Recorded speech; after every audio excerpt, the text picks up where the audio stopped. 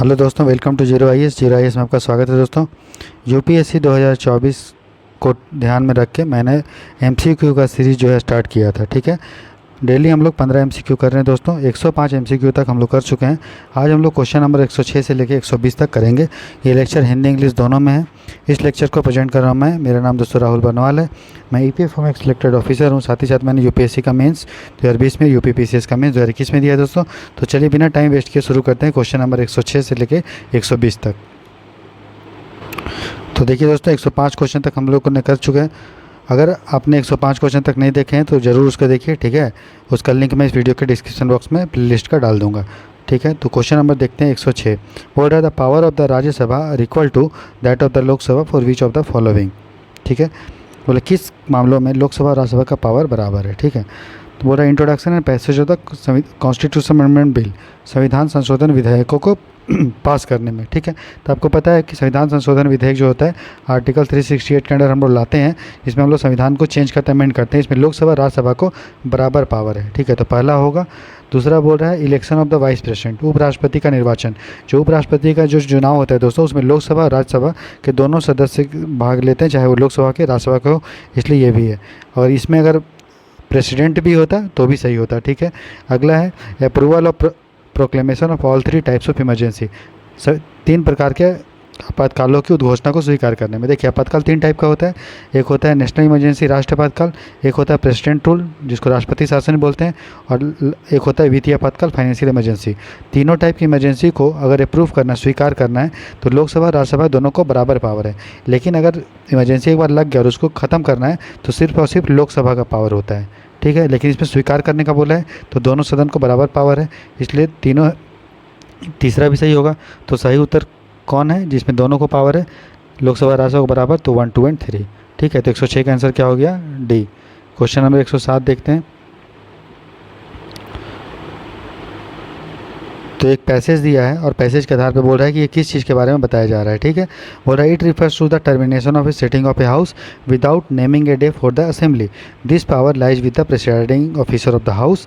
The presiding officer can still call a sitting of the house even after exercising this power. बोल रहा है यह सदन की पुनः बैठक हेतु दिए निर्धारित किए बिना सदन की बैठक की समाप्ति को संदर्भित करता है। यह शक्ति सदन के पीठासीन अधिकारी को प्राप्त होती है। पीठासीन अधिकारी इस शक्ति का प्रयोग करने के बाद भी सदन की बैठक आहूत कर सकता है। तो किसके बारे में बोला गया? मतलब बोल रहा है कि कोई भी इनमें से कौन सा चीज़ है जिसको पीठासीन अधिकारी बोलता है, घोषित करता है, उसके बाद किस तारीख को मीटिंग होगा सदन का वो घोषित नहीं होता है, लेकिन हाँ मीटिंग कभी भी हो सकता है। तो किसके बारे में बोला गया है?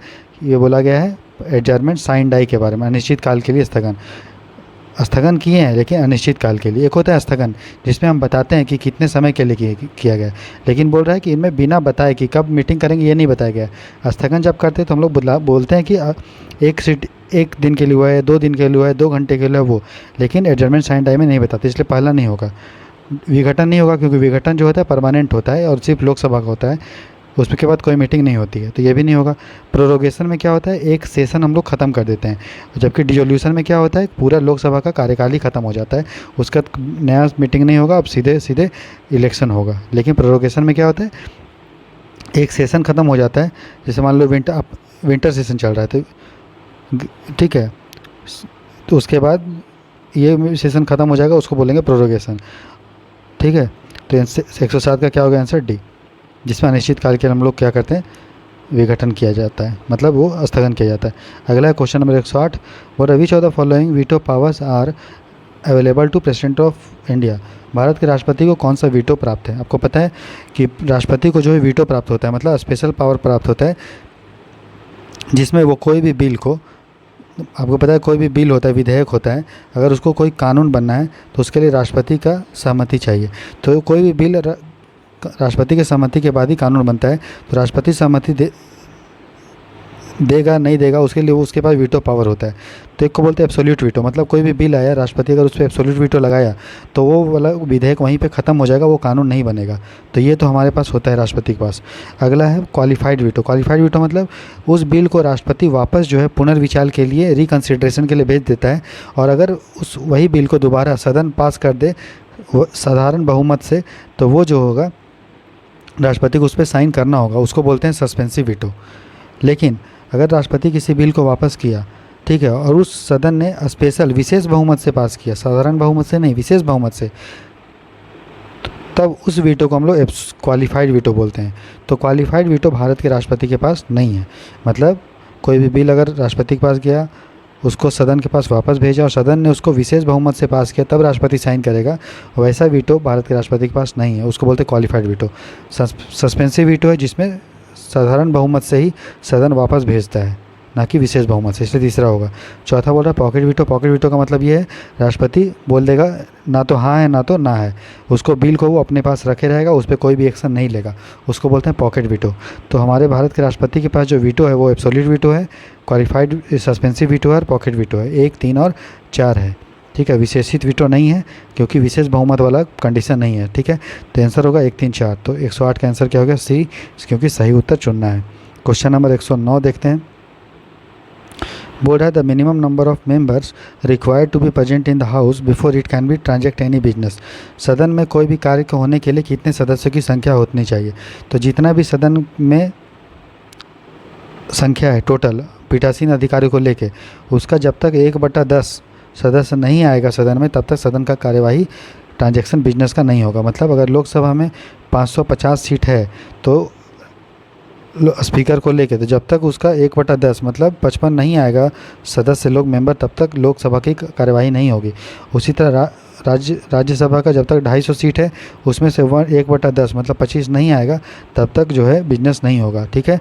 उसको हम लोग बोलते हैं कोरम। क्या बोलते हैं? कोरम बोलते हैं, ठीक है। तो आंसर क्या होगा? 1/10 of the total number of members in the house including the presiding officer. सदन के पीठासीन अधिकारी सही सदस्यों की कुल संख्या का कितना भाग? 1/10, ठीक है। तो 109 का आंसर हो गया डी। क्वेश्चन नंबर 110 देखते हैं। बोल रहे हैं which of the following can be considered as the discretionary power of the president. इनमें से कौन सा राष्ट्रपति की विवेकाधीन शक्तियाँ हैं?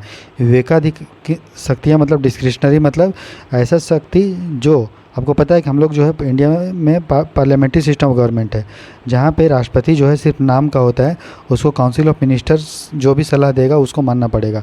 तो राष्ट्रपति अपने मन से कोई भी काम नहीं कर सकता, लेकिन किसी कंडीशन में उसके पास डिस्क्रिशनरी पावर होता है, जहाँ पे वो काउंसिल ऑफ मिनिस्टर के बिना पूछे काम करता है। तो वो पूछा है कौन सा चीज़ जो है विवेकाधीन शक्तियाँ हैं। पहला, president can ask the council of minister to reconsider the advice given to him. मान लीजिए काउंसिल ऑफ मिनिस्टर ने कोई सलाह जो है राष्ट्रपति को दिया, तो राष्ट्रपति उस सलाह को पुनर्विचार के लिए काउंसिल ऑफ मिनिस्टर को भेज सकता है, और उसको भेजने के लिए राष्ट्रपति को काउंसिल ऑफ मिनिस्टर से पूछने की ज़रूरत नहीं है, ठीक है। तो इसको हम लोग बोलेंगे पहला हमारा डिस्क्रिशनरी पावर है। दूसरा, he can refuse to give assent to ordinary bills passed by the parliament. तो पहला होगा। दूसरा बोल रहा है he can refuse to give assent to ordinary bills passed by the parliament. अभी हम लोगों ने वीटो पावर देखा।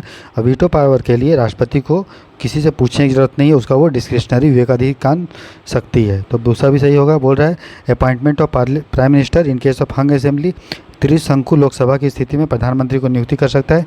देखिए जनरली देखिए इंडिया में पार्लियामेंट्री सिस्टम ऑफ गवर्नमेंट है, तो अगर जिस भी पार्टी को लोकसभा में बहुमत है, उसका जो नेता होगा उसी को प्राइम मिनिस्टर के रूप में राष्ट्रपति अपॉइंट करता है। लेकिन मान लीजिए इलेक्शन हुआ और कोई भी पार्टी या ग्रुप वाले पार्टी को लोकसभा में इलेक्शन बहुमत नहीं मिला, तब उस केस में राष्ट्रपति जो है किसी भी व्यक्ति को प्राइम मिनिस्टर के रूप में अपॉइंट कर सकता है, और प्राइम मिनिस्टर को कुछ समय के अंदर उसको बहुमत स्वीकार दिखाना पड़ेगा, ठीक है।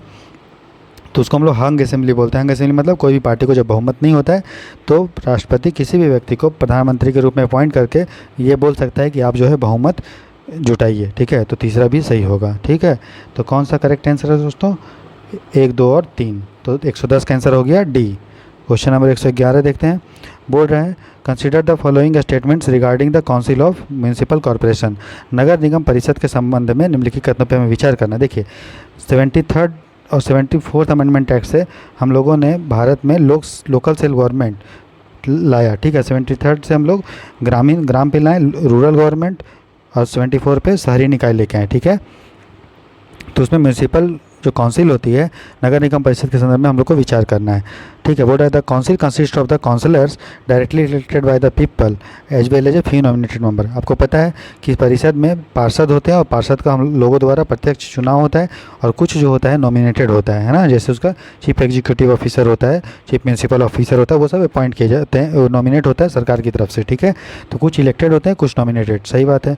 फिर बोल रहा है the council is headed by mayor whose tenure is coterminous with the council. आपको पता है जो मेयर होता है दोस्तों, उसका कार्यकाल जो होता है वो जनरली 1 साल के लिए होता है, वहीं काउंसिल ऑफ जो म्यूनसिपल कॉर्पोरेशन होता है नगर निगम परिषद, उसका कार्यकाल 5 साल होता है। मतलब मेयर जो 1 साल के लिए होता है और जो नगर निगम परिषद होता है उसका कार्यकाल 5 साल। लेकिन इसमें बोल रहा है परिषद का प्रमुख एक महापौर होता है, ये तो सही है, जिसका कार्यकाल परिषद के साथ ही समाप्त हो जाता है, नहीं, ये 1 साल के लिए रहता है, इसलिए हमारा दूसरा गलत है। ठीक है, तो पूछा है कौन सा करेक्ट है, तो बताइए कौन सा करेक्ट है, सिर्फ एक। तो 111 क्या हो गया, ऑप्शन ए। क्वेश्चन नंबर 112 है,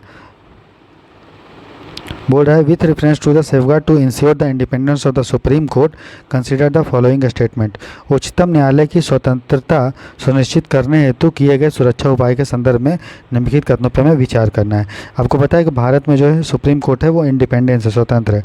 तो इनमें से कौन सा प्रावधान है हमें ये बताता है कि भारत में सुप्रीम कोर्ट स्वतंत्र है। ठीक है, बोल रहा है जजेज of the supreme court are appointed by the collegium of supreme court. ये बताइए कि उच्चतम न्यायालय का जो न्यायाधीश है उसकी नियुक्ति कौन करता है। आपको पता है उसकी नियुक्ति करता है भारत का राष्ट्रपति, प्रेसिडेंट करता है। ठीक है, लेकिन किसके सलाह पे, तो कोलेजियम की सलाह पे। तो देखिए कोलेजियम क्या होता है, जज का ग्रुप है। ठीक है, तो कोलेजियम क्या होता है, कुछ लोगों का लिस्ट को राष्ट्रपति को भेजता है और बोलता है कि इसी में से आपको राष्ट्रपति को चुनना है, क्या करना है, अपॉइंट करना है। तो राष्ट्रपति अपने मन से अपॉइंट नहीं कर सकता है, ये लिस्ट से ही किसी को जज के रूप में अपॉइंट करेगा जो कोलेजियम बताएगा। ठीक है, तो अपॉइंटमेंट कौन करेगा, राष्ट्रपति, लेकिन बताएगा कौन, कोलेजियम किसको करना है। ठीक है, लेकिन इसमें बोल रहा है कि जज ऑफ सुप्रीम कोर्ट और अपॉइंटेड बाय कोलेजियम। देखिए कोलेजियम अपॉइंट नहीं करता, कोलेजियम बस नाम को सुझाव देता है और जो भी सुझाव देगा वो बाइंडिंग होगा, बाध्यकारी होगा। ठीक है, इसलिए पहला जो है वो हमारा गलत है, क्योंकि अपॉइंटमेंट करता है प्रेसिडेंट, नाम सुझाता है कोलेजियम। ठीक है, पहला हो गया गलत। दूसरा, the salary and pension of the जज of the supreme court are charge on the consolidated fund of India. Bharat का जो संचित निधि होता है उसमें जितने भी जज का सैलरी होता है, चाहे वो सुप्रीम कोर्ट का हो, पेंशन हो या सैलरी हो, और हाई कोर्ट का जज का जो पेंशन होता है वो चार्ज होता है कंसोलिडेटेड फंड ऑफ इंडिया से। और चार्ज का मतलब ये है कि इस पर जो है कोई वोटिंग नहीं होगा। मान लीजिए मैं बोल रहा हूँ कि हाई कोर्ट सुप्रीम कोर्ट का जज का सैलरी होना चाहिए 1.5 लाख, तो बस इस पर डिस्कशन होगा सदन में, इस पर वोटिंग नहीं होगा। ठीक है, और जज सुप्रीम कोर्ट का जज का जो तनख्वाह है वो हम लोग घटा नहीं सकते, इसका मतलब होता है चार्ज। ठीक है, तो इससे पता चल रहा है कि जज सुप्रीम कोर्ट का स्वतंत्र है। पहला, the parliament is not authorise to curtail the jurisdiction and power of the supreme court. देखिए संसद जो होता है वो उच्चतम न्यायालय का क्षेत्राधिकार को बढ़ा से जरूर सकता है, लेकिन उसको कम नहीं कर सकता है। ठीक है, तो शक्तियों में कटौती करने का अधिकार नहीं। इससे पता चलता है कि सुप्रीम कोर्ट जो है वो स्वतंत्र है। तो कौन सा करेक्ट है, पहला गलत है, क्योंकि जज होता है सुप्रीम कोर्ट का, उसका नियुक्ति कौन करता है, राष्ट्रपति। तो इसलिए आंसर सही हो जाएगा 2 और 3। ठीक है, तो हमारा जो 112 है उसका आंसर होगा डी। क्वेश्चन नंबर 113 देखते हैं। Board which of the following committee recommended A 3-tier Panchayati Raj system in India. आपको पता है 73rd अमेंडमेंट एक्ट से भारत में हम लोगों ने पंचायती राज सिस्टम को लेके आया, जिसमें हम लोगों ने बोला कि 3 स्तरीय बनाएंगे, ग्राम पंचायत, पंचायत समिति और जिला परिषद सभी राज्यों में। लेकिन जिस भी राज्य का जनसंख्या 20 लाख से कम होगा वहाँ पर हम लोगों को 3 स्तर बनाने का जरूरत नहीं है। तो वो उसके लिए बहुत सारी समितियाँ बनी थी। ठीक है, बलवंत राय बना था, फिर अशोक मेहता बना था, GV राव बना था, और भी बहुत सारा बनी थी। जिसमें से बलवंत राय जो बना था 1957 के आसपास, ठीक है, इसने बोला था कि भारत में पंचायती राज होना चाहिए और वो 3 स्तर का होना चाहिए, ग्राम पंचायत, पंचायत समिति, जिला परिषद। फिर 1967 के आसपास अशोक मेहता समिति बना, जिसने ये बोला कि 3 स्तर का नहीं 2 स्तर का बनाएंगे, एक बनाएंगे ग्राम मंडल के लेवल पे और एक बनाएंगे जिला परिषद। ठीक है, तो अशोक मेहता जो होगा वो 3 स्तर सुझाव नहीं दिया था, इसलिए दूसरा नहीं होगा। बाकी जो बलवंत राय है, चाहे गडगिल है या PK थंगन समिति है, सभी ने बोला था 3 स्तर होना चाहिए। इसलिए आंसर इसका हो जाएगा 113 का C। दूसरा क्यों नहीं होगा, क्योंकि अशोक मेहता ने 2 स्तर बोला था, ग्राम मंडल और पंचायत जिला परिषद। ठीक है, इसलिए नहीं होगा। बाकी बलवंत और थंगन और गदगिल ने 3 स्तर का बोला था, इसलिए 113 का आंसर क्या हो जाएगा, C। 114 देखते हैं। Board which of the following falls under the purview of the charge expenditure of union government. Bharat सरकार का जो केंद्र बजट है उसमें कौन सा भारित व्यय है। भारित व्यय का मतलब ये है कि इस पे वोटिंग नहीं होगा, इतना तो आपको देना ही देना है, ठीक है। और ये यूनियन गवर्नमेंट का बोल रहा है, ये ध्यान रखना है। फिर बोल रहा है salary and allowance of the high court. मैंने बताया जजेज, मैंने बताया था कि हाई कोर्ट का जज का जो सैलरी होता है वो भारत का सरकार नहीं देता, वो देता है राज्य सरकार, तो वो राज्य सरकार के बजट में चार्ज होगा। लेकिन सुप्रीम कोर्ट का जज का सैलरी भी और पेंशन भी, वो याद रखिए, सुप्रीम कोर्ट का जज का सैलरी या पेंशन वो भारत का सरकार देता है, ठीक है, वो चार्ज होता है। हाई कोर्ट का जज का जो सैलरी होता है वो देता है राज्य सरकार, उसके बजट में होता है। लेकिन हाई कोर्ट के जज का जो पेंशन होता है वो देगा भारत सरकार, तो याद रखना है। लेकिन यहाँ बोला है कि हाई कोर्ट के जज का सैलरी कौन देता है, हाई कोर्ट के जज का राज्य सरकार, और पेंशन कौन देता है, भारत सरकार। लेकिन यहाँ पे यूनियन का बजट बोला, तो यूनियन का बजट नहीं देता है सैलरी, ठीक है, सुप्रीम कोर्ट का देता है सैलरी, हाई कोर्ट का नहीं, ठीक है। तो दूसरा है administrative expense of the both the supreme court and the CAG. तो सही बात है, सुप्रीम कोर्ट में जो भी खर्चा होगा, चाहे वो जो सीएजी है, भारत के नियंत्रक और महालेखा परीक्षक।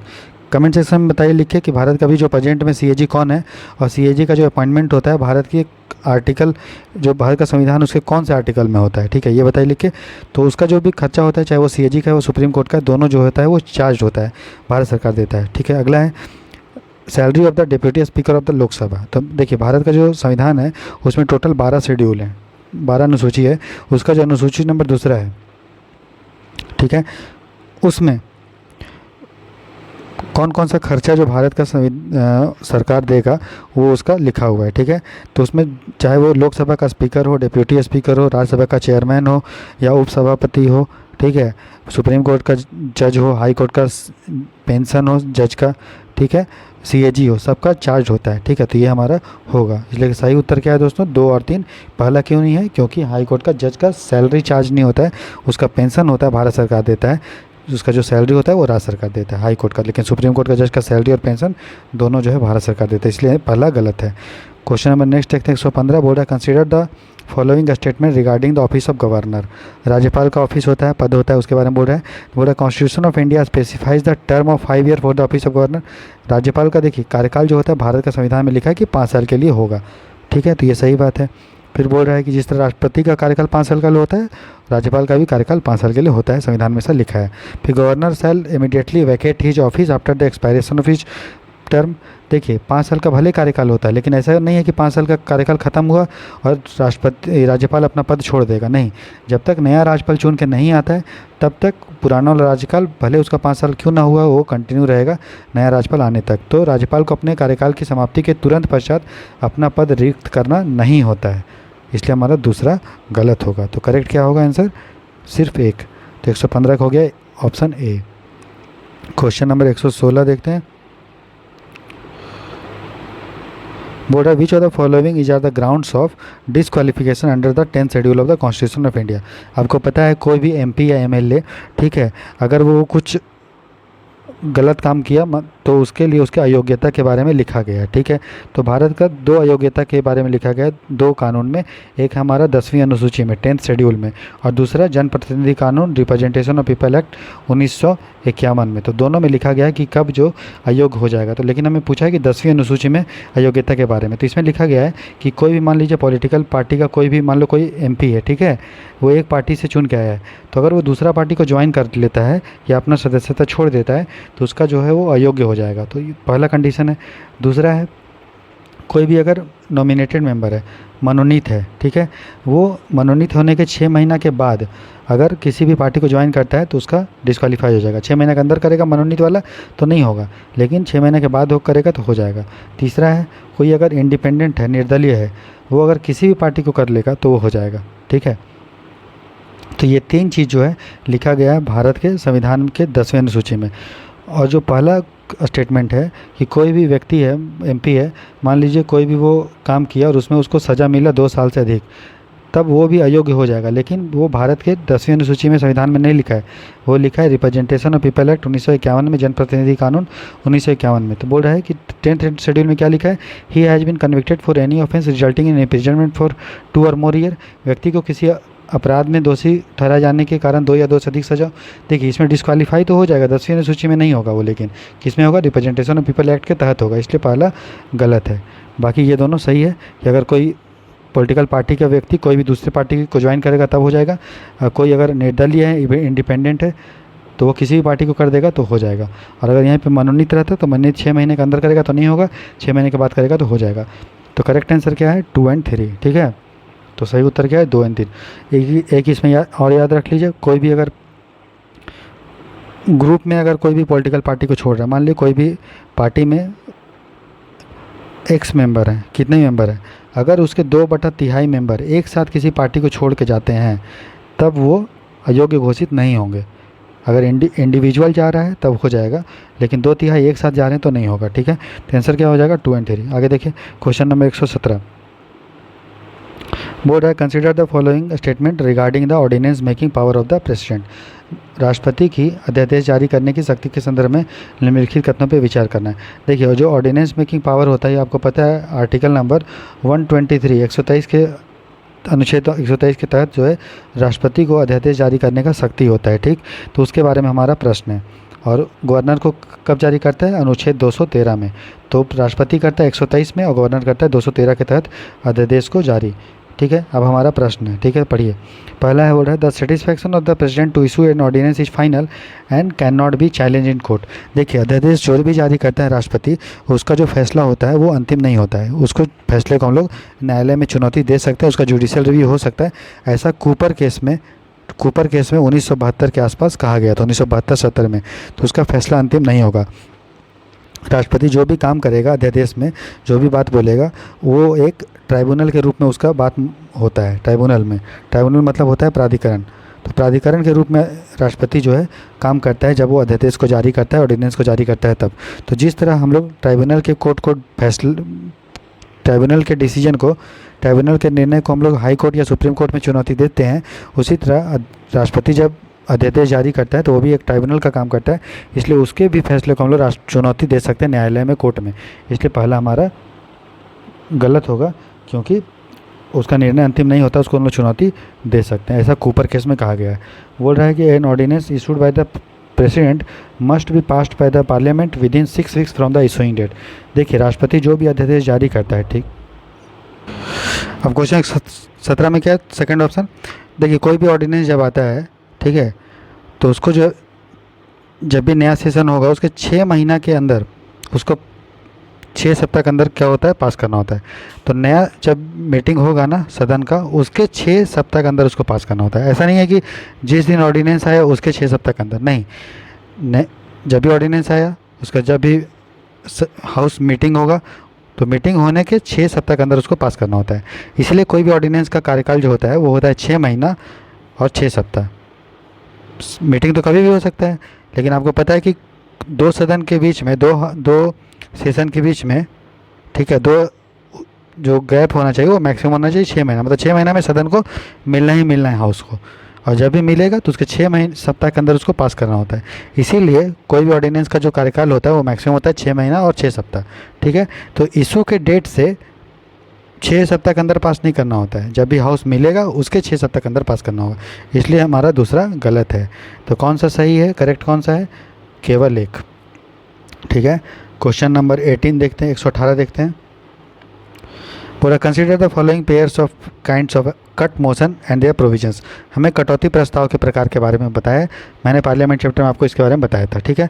तो कट मोशन कटौती प्रस्ताव, और एक तरफ प्रस्ताव है, दूसरी तरफ प्रावधान है। पहला है पॉलिसी कट। पॉलिसी कट का मतलब ये है कि मान लीजिए सरकार ने कोई पॉलिसी लाया कि हमें जो अनएम्प्लॉयड लोग हैं, बेरोजगार हैं, उसको हर महीना 1000 रुपये जो है अनएम्प्लॉयमेंट अलाउंस, बेरोजगारी भत्ता देंगे, सरकार लेकर आई। और उसके लिए सरकार ने 10,000 करोड़ रुपया प्रावधान किया। तो मान लीजिए कांग्रेस जो है, अपोजिशन है, उसको ये नहीं चाहिए, ठीक है, ये पॉलिसी को अपोज करना है कि ये पॉलिसी एकदम ख़त्म हो जाना चाहिए। तो जो विपक्ष है वो लेके आएगा पॉलिसी कट, जिसमें क्या करेगा, जो भी प्रस्ताव सरकार लेके आया है जितना का था उसका मूल्य को घटा के 1 रुपया कर देगा। अब 1 रुपया में तो चूँकि कुछ कर नहीं पाएगा, तो इसका मतलब वो पॉलिसी को विपक्ष ने नकार दिया, उसको हम लोग बोलते हैं पॉलिसी कट, जिसमें जो भी मांग की राशि है उसको घटा के 1 रुपया कर देते हैं। तो पहला हमारा सही है। दूसरा इकोनॉमी कट। इकोनॉमी कट में क्या होता है, जिसको मित व्ययता कट बोलते हैं, उसमें क्या होता है कि सरकार का जो भी पॉलिसी है उससे विपक्ष सहमत तो है, लेकिन जितना पैसा उसको उसमें बोला गया है उससे सहमत नहीं है। तो इसमें 10,000 करोड़ रुपया जो है उसको विपक्ष बोलेगी कि 10,000 करोड़ रुपया मत रखो, इसको घटा के आप 5,000 करोड़ रुपया रख दो, पॉलिसी रहने दो, लेकिन उसका पैसा को कम करो। उसको बोलते हैं इकोनॉमिक कट, जहाँ पे मांग की राशि को एक निश्चित सीमा तक कम करते हैं हम लोग। तो दूसरा सही है। तीसरा होता है टोकन कट, सांकेतिक कटौती। इसमें संकेत के रूप में कटौती होता है। इसमें क्या होता है, सरकार का जो भी नीति है उससे विपक्ष जो है उसके प्रति नाराज़गी कर रहा है, ठीक है। तो उसमें टोकन कट में क्या होता है, जो भी मांग होता है उसमें 100 रुपया कटौती करता है। कितना करता है 100 रुपया, एक टोकन के रूप में कि ये चीज़ हमको मंजूरी नहीं है।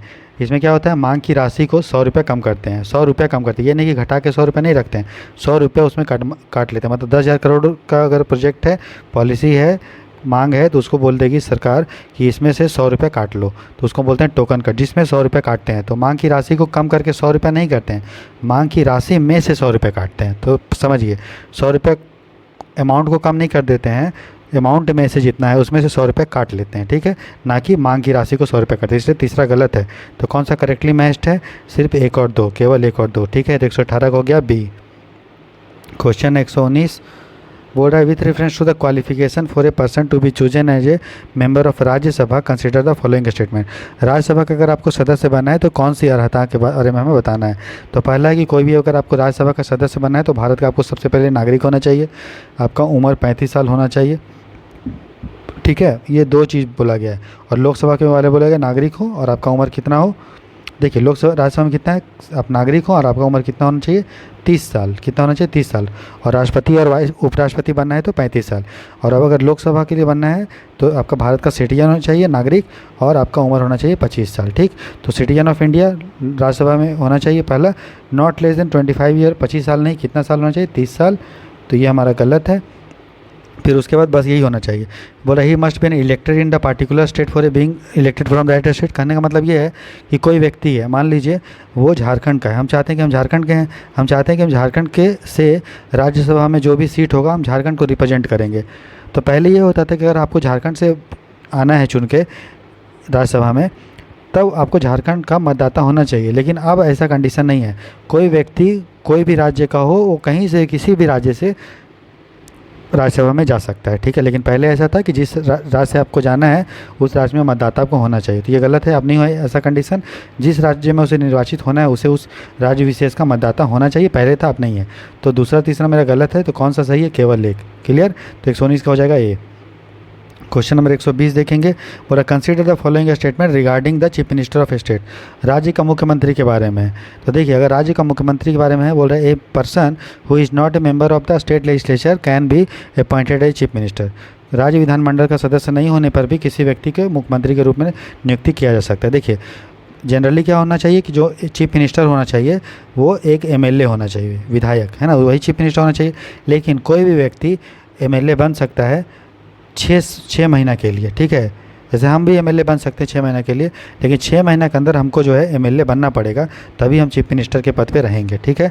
तो अगर हम मान लीजिए कोई भी व्यक्ति है वो सीएम बन सकता है, मुख्यमंत्री, लेकिन 6 महीना के अंदर उसको एक एमएलए बनना होगा, ठीक है। तो ये सही है कि मुझे शुरू में तो बन ही सकता है, वो is not a member, MLA can be appointed कर सकता है, लेकिन 6 महीने के अंदर उसको एमएलए बनना पड़ेगा। दूसरा, chief minister of state can be A member of any house of the legislature. ये भी सही है, कोई भी राज्य का मुख्यमंत्री किसी भी विधानमंडल का सदन का सदस्य हो सकता है, चाहे वो स्टेट लेजिस्लेटिव असेंबली विधानसभा का हो या state legislative council Vidhan Parishad का हो, इसलिए ये भी सही है। सेम चीज़ प्राइम मिनिस्टर के रूप में भी है कि वो कोई भी व्यक्ति प्राइम मिनिस्टर बन सकता है, लेकिन 6 महीना के अंदर उसको एक सांसद बनना पड़ेगा, और वो कोई भी हाउस का हो सकता है, लोकसभा का भी, राज्यसभा का भी। लेकिन अगर ब्रिटेन की बात करें, यूनाइटेड किंगडम में, तो वहाँ पे अगर आपको प्रधानमंत्री बनना है, प्राइम मिनिस्टर बनना है, तो आपको वहाँ का जो लोकसभा है ना, लोअर हाउस जो है, हाउस ऑफ पीपल है या रिप्रेजेंटेटिव है उससे आपको होना पड़ेगा, लेकिन भारत के केस में नहीं है। भारत का जो प्रधानमंत्री है वो कोई भी हाउस से आ सकता है, ठीक है। अब इससे और चीफ मिनिस्टर भी कोई भी हाउस से आ सकता है। तो 120 का आंसर क्या हो जाएगा?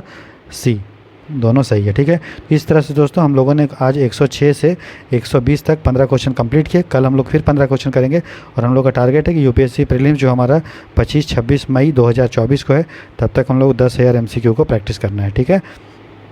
तो आपको ये अगर वीडियो पसंद आ रहा है तो चैनल को लाइक शेयर सब्सक्राइब कीजिए और बेल नोटिफिकेशन ऑन कर दिए ताकि आपको सभी वीडियो के अपडेट आते रहें।